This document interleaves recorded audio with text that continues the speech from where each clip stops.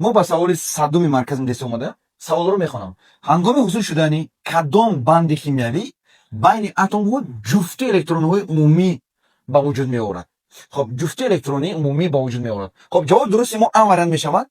خب از ما اثبات میکنیم بند کوالنتی است، چون که مثلا بین هیدروژن دیده میبریم موز مولکول هیدروژن چه حاصل می شود. خب اتم هیدروژن دو با جدا میکنیم. خب دو تا هیدروژن اتم значит 0 است، یک پروتون دارد، یک پروتون دارد، نه значит یک الکترون دارد، اینش هم چیست؟ یک الکترون دارد. البته کنفیگوراسیش یک s یک میشه.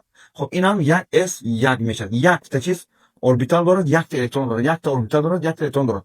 خب در این وقت در حاصل شوی بند کوالنتی چیکار میشه؟ متحد شوی اوربیتال ها و الکترون های اون در نتیجه بند کوالنتی حاصل میکنند.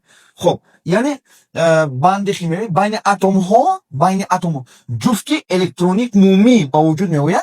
این بند دو غیر متال چی میگن آخه؟ دو غیر متال بند کوالنتی تشنه بند کوالنتی چی میگفتن؟ به خود بند کوالنتی به حساب می رود. همین خیلی فهمیدم ممکنه اینا.